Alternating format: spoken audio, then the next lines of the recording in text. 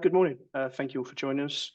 For those of you that haven't met me, my name's James, and I'm the Service Delivery Director for SEDCOM. So why have we asked you all to join us today? Primarily, it's because we're seeing a need for a product that has eyes on your entire environment and is able to flag any vulnerabilities as they become published. We've noticed this recently with quite a lot of the security frameworks, as well as some of the insurance policies are now expecting that you're going to identify vulnerabilities and remediate them within 14 days of that patch being available. I'm now going to hand over to Martin, our Technical Director. He's prepared a presentation on why vulnerability management is becoming so important and a demo on how easy some of these vulnerabilities are to exploit. Martin. Yeah, thanks, James. Right, let me share my screen and I'll kick off. So hopefully you can give me a thumbs up, James. Everyone can see that.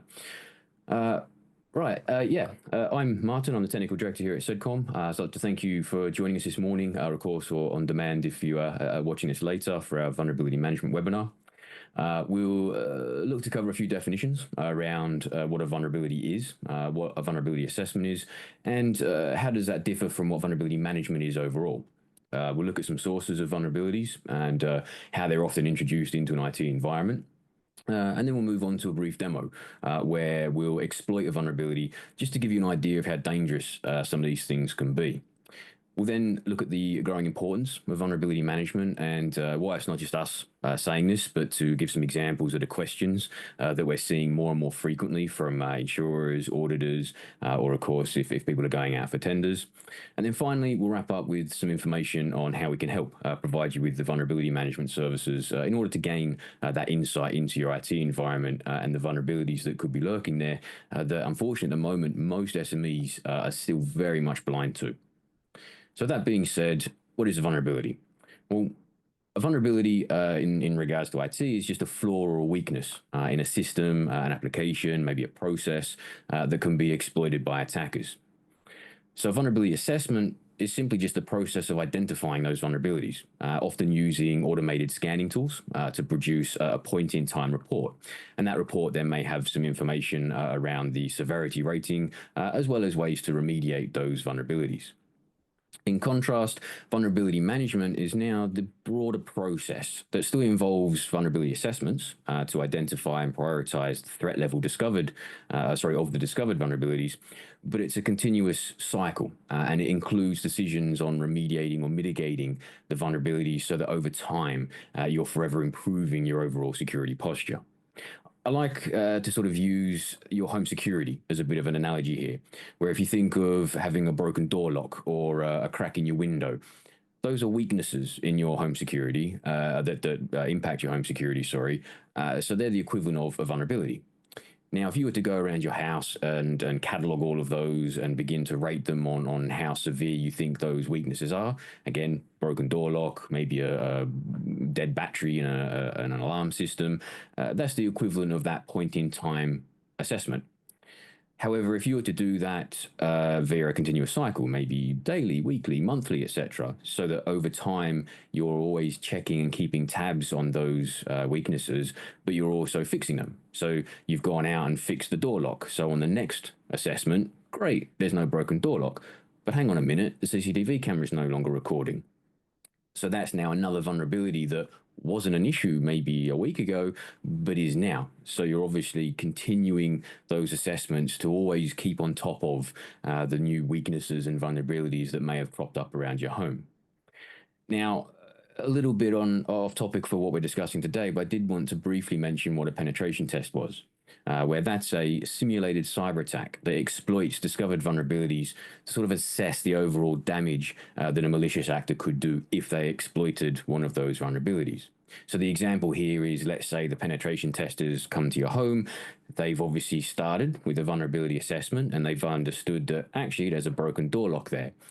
What they would then do, though, is now leverage that weakness and walk into your property because the lock's not securing that door. So they've gained unauthorized access to your home, and now they're going to see what they can do. And they discover that actually they can steal all of your belongings, sort of like data exfiltration.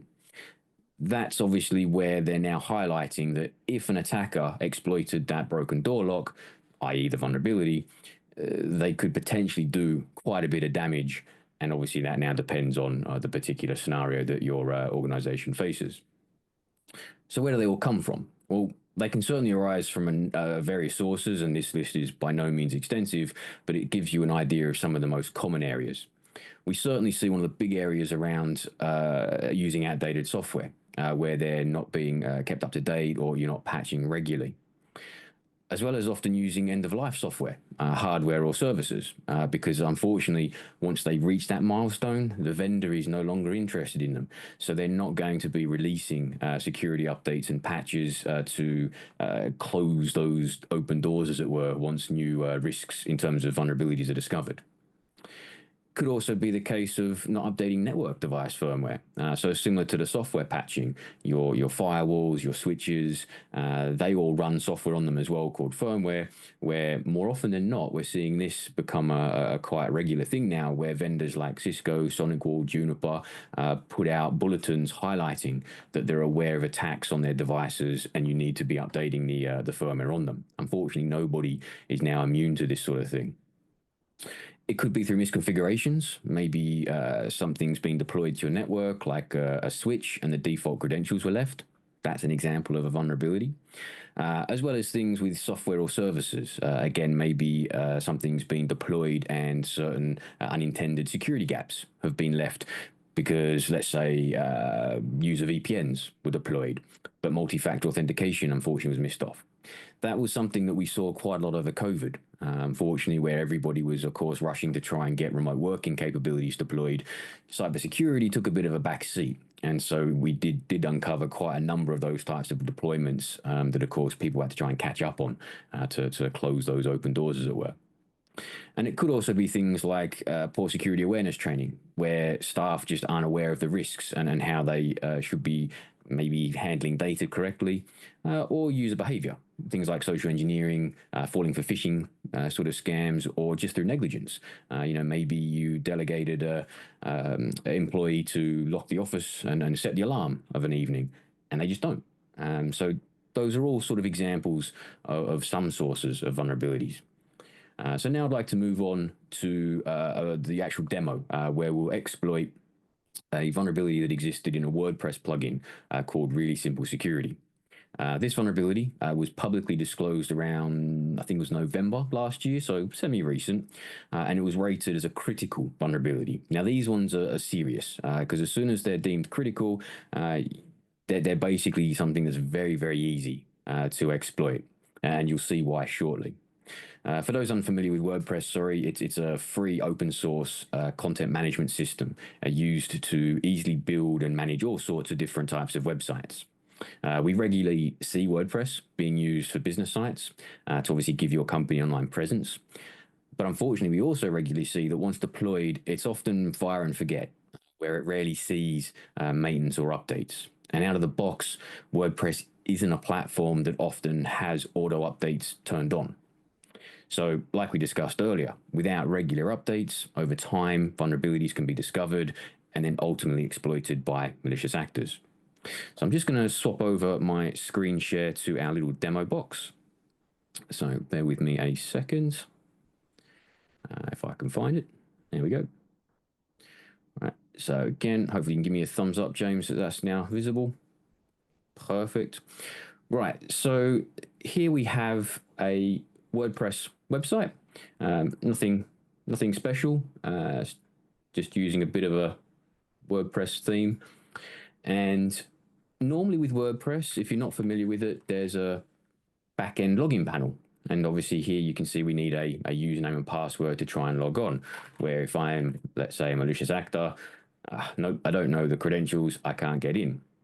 Now, this one was particularly dangerous because it's able to conduct what's called an authentication bypass attack, where as a malicious actor, we now do not need any information around the username and password or even MFA elements, and we can just walk on in and gain access to this back-end admin panel.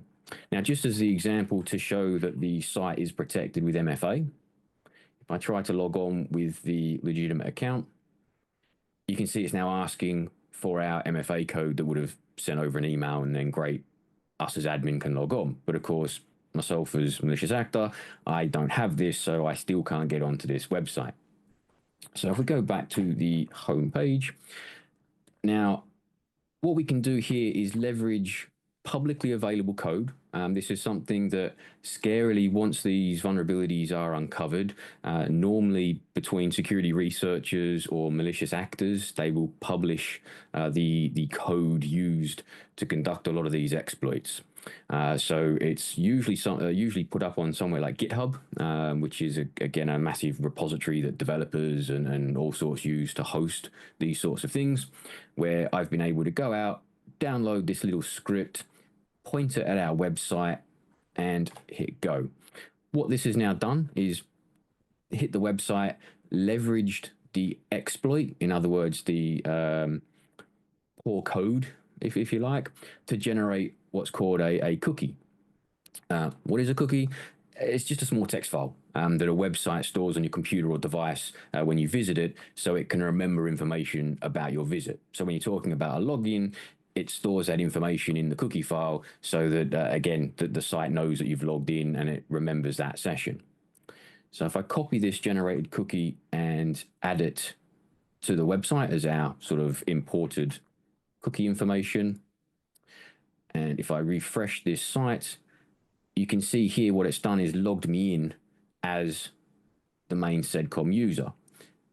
So this scarily now lets me click into the dashboard side, which will now swap to that backend admin portal, although a bit slow given it's a hosted website. And you can see we now have full admin access to this website. Why is that dangerous?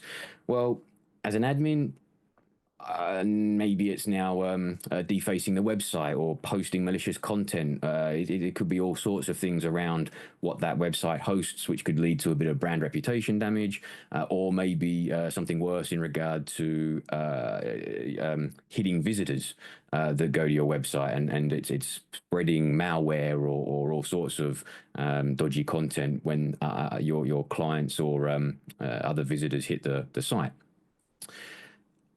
Where it becomes more concerning is that it could actually impact the underlying host server.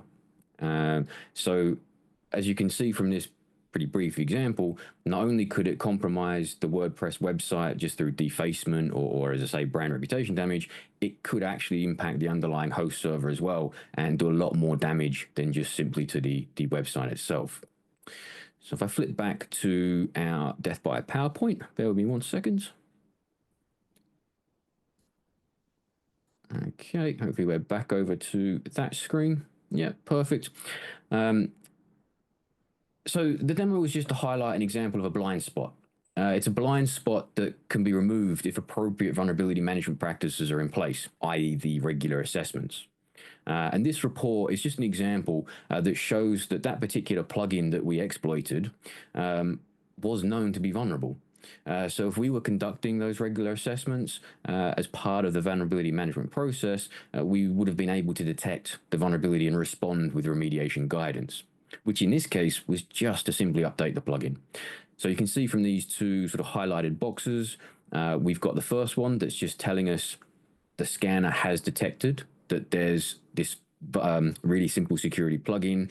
The version is 9.111, which was upsettingly the vulnerable version, and it's been fixed in 9.1.2.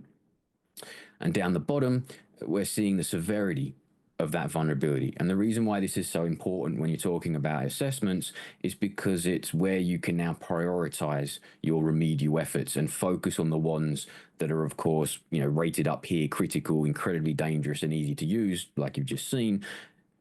Tick all of those off, get rid of all of those, then work on the highs. Tick all of those off, get rid of all of those, work on the mediums, etc.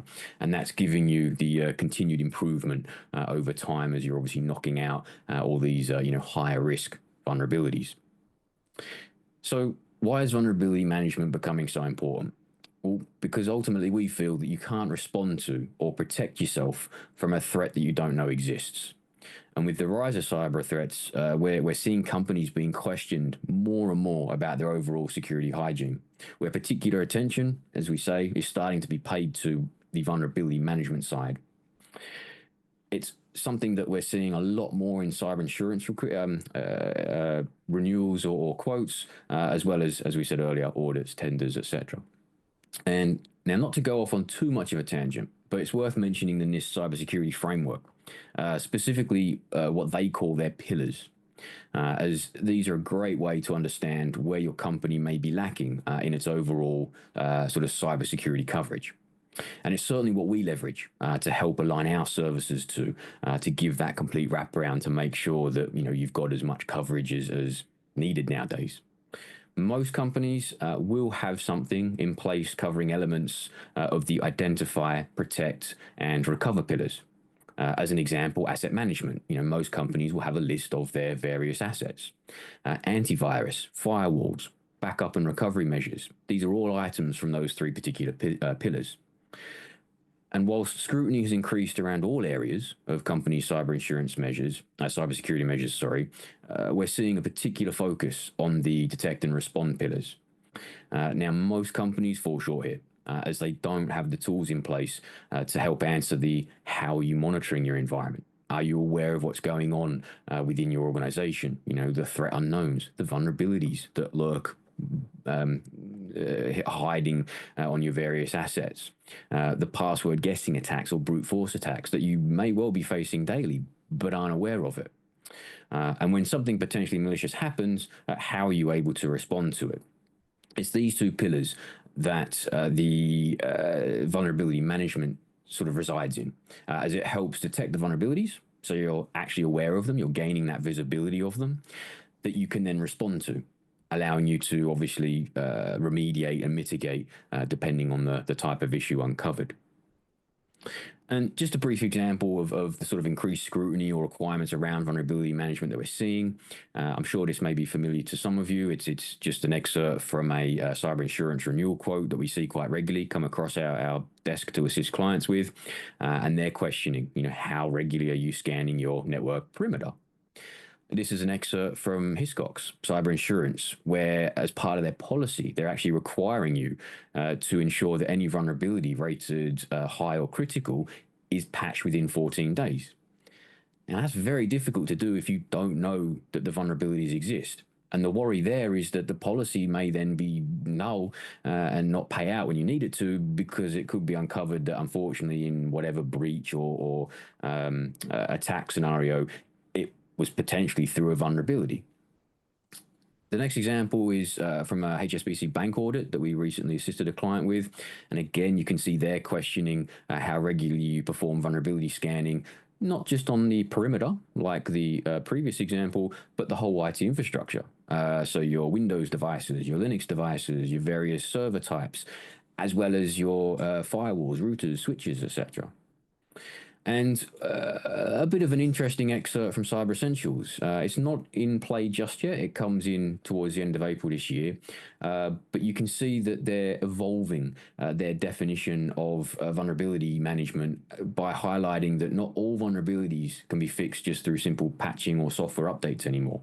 That's what their current revision states, where they're highlighting that updates known as patches or security updates are often released by vendors to fix those vulnerabilities.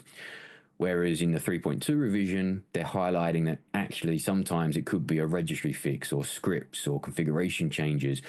Basically anything that the vendor prescribes is what you need to be doing to patch up these vulnerabilities. So even from a compliance perspective, it's evolving and going a little bit further, as of course all these different cyber threats are evolving as well. So how do you start uncovering these potential vulnerabilities that may exist in your environment? Well, that's where we can now come in and obviously aid in the deployment of a vulnerability assessment service. This is the basis of a good vulnerability management plan, as of course the ability to identify vulnerabilities is effectively critical. It's the crucial starting point, as once vulnerabilities are uncovered, that's where suitable mitigation strategies can now be discussed and developed. Now, some examples here may be around more robust patch management. It could be to conduct hardening exercises, which involve various configuration tweaks and changes to sort of reduce the attack surface area of your assets. As a simple example there, think of going out and buying a new Windows laptop. Out of the box, there's a lot of non-business related services that Microsoft have running in the background, such as the Xbox gaming server stuff. That's all stuff that as a business, you might as well just all disable because it's not something you'd be using. And so that reduces the area of attack in case there's ever a vulnerability discovered with that particular service. It may even highlight things that need replacing. Once you run these assessment scans, I'd like to think there's no Windows XP devices still out there, but you'd be amazed at some of the stuff that still crops up, where there's a Windows 7 box sat in the corner or a Windows Vista laptop that's been pulled out of the cupboard. They're all things that are obviously end of life, have all sorts of vulnerabilities with them, and are no longer being patched by Microsoft. So the only thing to do is upgrade or replace. The beauty of the assessments, as I mentioned earlier, is it helps to prioritize which vulnerabilities should be targeted first. It can be a little overwhelming. If you've never had a vulnerability assessment done, I can guarantee you it suddenly looks like a sea of red. It's not always as bad as it seems, but at least with understanding the critical and high-rated risks within the environment, you can prioritize your efforts and, of course, remediate those first to really bolt the doors, lock the hatches, as it were, to get rid of those high threats first. And the idea of the assessments is that it's now an ongoing process. It's ongoing monitoring so that once you've ticked off the criticals and the highs, you're then now happily having the scans run at regular intervals so that if something new does crop up, if there's a bit of software that suddenly goes end of life and it may not have been on anybody's radar, you're being informed of that before a malicious actor may get their claws into it, as it were. So the next few slides are just to give a bit of a glimpse into the sort of meat and potatoes of a vulnerability assessment report. It's the example of the dashboard that our team would have access to once these services are deployed. And it's with these insights that it gives your business a much better position to ensure they can maintain alignment with various frameworks or just best practices as a whole, which of course tend to want remediation of these things within 14 days if they're ranked high or critical, which, as you can see from the screenshot, is clearly listed out as to critical, high, medium, and as well as the exploitable issues, which is an interesting one. So the exploitable issues are vulnerabilities that are reported via the America's Cyber Defense Agency, or CISA, if you've heard of them. Now, whilst that's generally for governmental and sort of federal bureau stuff, it's another good example of aiding in remediation priorities, because you'd probably want to get rid of those first because they're being shown as being actively attacked by different threat groups and cyber gangs, etc. And each dashboard can be drilled down into further to gain specifics of the different vulnerabilities and how to remediate them. And that's an example of this screenshot, where we can see several vulnerabilities due to outdated software or end-of-life software, or maybe some missing patches. Our team can obviously then see how many assets it impacts, as well as the CVSS scoring. Now, don't worry too much about that particular side of things, but in short, the scores are like a threat level. 1 being very low, where it's probably a very, very difficult exploit to actually conduct. Probably means that the attacker has to be physically in front of the machine, or they might need credentials, or the user might need to interact with something themselves, versus a 10, which is now extremely dangerous because it's a vulnerability that's very simple to exploit. What we demoed earlier was an example of a 9.8, and as you could see, I didn't need any interaction. I could do it remotely over the internet because it was a hosted website. And bang, I've now got through via an authentication bypass attack. Within this dashboard, we can still drill down further into each specific vulnerability to glean all sorts of information about it, ranging from external references, articles, the impacted assets, as I mentioned, but more importantly, the guidance on remediation. So it'll tell us whether it's a simple update that we need to go to vendor to, or whether it's a particular registry change or configuration tweak. And finally, no vulnerability assessment platform would be complete without various reporting options. And with that, I'll hand over to James briefly, as I know we had a few comments around these particular examples. Yeah, thanks, Martin. I just wanted to briefly touch on the value that others have seen in these reports. I have obviously been running demos and that for some customers. Firstly, you've got the prioritized hit list there, right, with your purples and reds. That's the bits you need to get on top top off straight away. And additionally, these become point in time reports, and they're great for the compliance side of things as well, because they show that not only have you got a robust process in place, you are identifying all the vulnerabilities in the environment. Successive reports also show that you're remediating these. You're having them highlighted, you're fixing them, they're appearing, they're disappearing. The other thing that we found quite interesting was the hidden software. So the stuff you don't think about every day. That can be bits like where users have gone from, day to day using the Chrome browser as their daily web browser, and now they've moved over to Edge, so Chrome's not opened anymore. Or the tools that Azure joined devices are running that sit in the background. They're not actually patched through the normal Microsoft updates. And then we come to things like the webinar clients, like Zoom. We might install it, use it, and then we might not touch it again for another 6 months. But there'll be vulnerabilities that are discovered in all these softwares, and even though they're not running, they still create a risk on the network and on that device. So it's great for highlighting these unknowns, if you like. I'll let Martin carry on. Thank you. Yeah, well, that's kind of it from us. So we just wanted to move into a brief Q&A session. I'm not sure if anything's popped up your side, James. Anyone's asked us so far? I know there was a few bits that we had prior to this. We got anything popping up? Yeah, I have got one. How regularly are the assessment reports run? The assessment reports can be run as regularly as you'd like. I believe the minimum interval is every 4 hours. So it really depends on the environment and obviously what you're looking to scan. The overhead is relatively minimal as to what it does from an asset base, an agent base, sorry, in terms of like your Windows, Linux, Mac, etc. But yeah, 4 hours is the sort of minimum interval. At the moment, we tend to just have them run daily. So that we're always aware of daily threats that may pop up and need remediation. Because of course, if we think back to best practices, the critical and highs need remediating within 14 days. So of course, if you were to scan once a month, you've missed that 14-day window.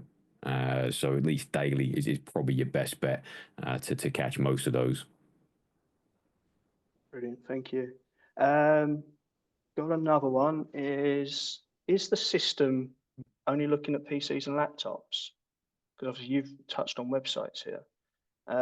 Does it also scan like network devices, switches, access points, firewalls, that sort of thing?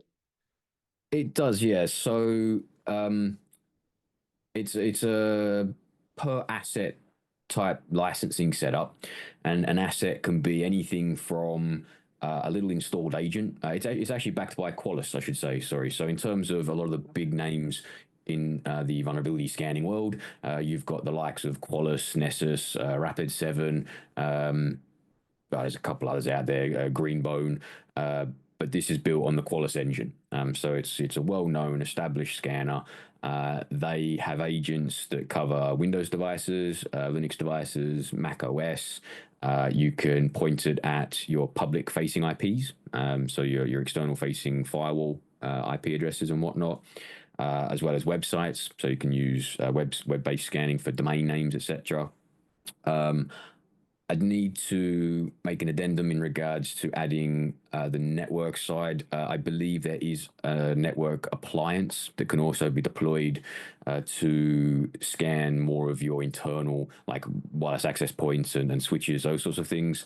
That one I'm looking for clarification on, but I believe that's also a part and parcel of what the platform offers. Yes. Okay, fantastic. I've got another question here as well. How are these, obviously, it's great that we highlight and find all these issues. Who resolves these? How is the remediation taken care of? Yeah, good question. So unfortunately, that depends. Ultimately, remediations aren't a part of the vulnerability management platform or service, as the requirements for this can vary enormously, as it really does depend on the company's IT estate, what's being scanned, and obviously what gets picked up.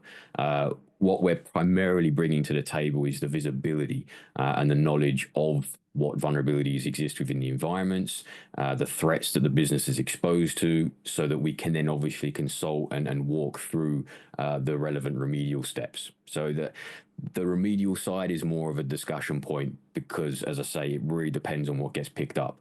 In some instances, there may be quick wins, and certainly our service team can deploy the configuration changes through our RMM agent or through group policy or through Intune, for example. If it's legacy software that we need to then upsettingly go around and hit each asset individually, that's probably a time block that needs quoting because it really depends, as I say, the legwork involved on something like that. Or I guess a better example could be that imagine it's actually a third-party vendor that something's been picked up on, where maybe it's a legacy SQL instance, so like an old database that was running on a server, and the third-party vendor didn't really maintain it or advise anything on it. We would obviously have to engage with them to understand what they can do about that. Does it mean that they update that themselves? Is there risks in updating it that may mean they have to quote for upgrade works, for example? So yeah, hopefully that sheds some light on that side of things. But as I say, it really does depend on what's picked up. If it's quick wins like configuration changes, probably not an issue for us to achieve for you. If it's a lot more manual and there's legwork involved that eats a lot of time, that's now a discussion point. But don't forget, what we tend to see with these services is that it's the legwork up front, because that first scan is probably going to uncover a fair bit. But then over time, those remedial works should get less and less and less and less and less because, of course, you've hit all of the obvious. You've hit all the criticals. You've gotten rid of all the end-of-life software that was lurking on the machines. It's now a much cleaner estate to help assist and manage, which means that any new assessments, you're probably not going to see too much outside of, another bit of software has gone end of life. There's a bit to remediate rather than 10 things to remediate, for example. So it really does depend on the type and severity of the issue and the work involved as to, some of that will be covered by the service desk, some of that may be consultancy or exactly more, that, more yeah. And if you think okay. back to the previous slide, sorry, it helps to highlight current mitigation and remedial strategies that may or may not already exist. So, for example, a big chunk is through outdated software. Okay, great. So is there patch management in place? Because without patch management or patch management software that helps to encompass more third-party types of software, that might be simply a case of highlighting that, yeah, there's a lot of legacy software, or not legacy, sorry, there's a lot of outdated software within the environment, like what you touched on, your Zoom client and Chrome software, etc. Maybe a patch manager needs to be deployed, and that helps automate and then immediately remediate those issues to take them off the table completely. So yeah, there's a lot of strategies that can be implemented. It's just that case of moving forward in a client's overall cybersecurity journey, as it were, deploying some of these better practices nowadays based on what we're seeing of, as I say, current cyber threats. Oh, perfect. Thank you. One more question. Yeah, I've got one more question. So is this an agent that you install on every single device in the network, or do you put it on a percentage to sort of get a taster? How are we seeing people deploy this? So greenfield, like the dream scenario, would be, of course, to cover everything, because you can't protect what you don't know about ultimately. So ideally, it is something that should be installed on all assets and pointing at any external perimeter, like your firewall public your firewall public IPs or your website, etc. But again, it depends on budgets. It might not be something that everyone can cover straight away from day dot. So in those instances, it may be where it's sort of a dip your toe in the water and cover critical assets. So install the agent on your servers and maybe a couple of VIP laptops or desktops, because at least with that knowledge, you can probably bet that if there's a vulnerability on a VIP's asset, it probably exists on the rest of your estate. because most PCs are going to be of a similar sort of nature, aren't they? For most, not all, but for most. So it gives you, at least with a reasonable sample size, an idea of what else might be within the network. So it depends, but you can do either or. Covering everything is the preference. Hitting a sample size could be your next best bet. Oh, brilliant. Thanks for that, Martin. It doesn't look like there's any more questions coming through. I did see, sorry, there was another one. I'm not sure if I may have answered this, just in terms of who performs the service, the desk or a different department. So the service is performed by our cyber team, our security team. In terms of the remedial works, again, that may be a combination across departments. It could be our projects team, it could be our cyber team, it could be the service desk. So it really depends what the reports find, of course. But the actual assessments themselves and rolling out the assets, obviously getting embedded into the vulnerability sort of management platform would be very much with our cyber team, and specifically myself in regards to running through those initial assessments to sort of explain and walk through what's uncovered and consult on what that then means as to, I guess, assisting the business, the client, as it were, in the mitigation strategies and what that may look like for their business. Perfect. Excellent. Well, if there's no other questions that pop up, obviously, if there's any other questions that you think of whilst not on the webinar now, by all means, fire them across to James, your account manager, or even myself if you want a direct line. With that, again, thank you everybody for joining. It looks like we've actually kept ourselves close to the 30 minutes that we wanted. I'm impressed. I'm sure James will touch base with you after the call or follow up over the next week or two. So again, thanks for joining. We shall catch you all later. Goodbye. Bye-bye.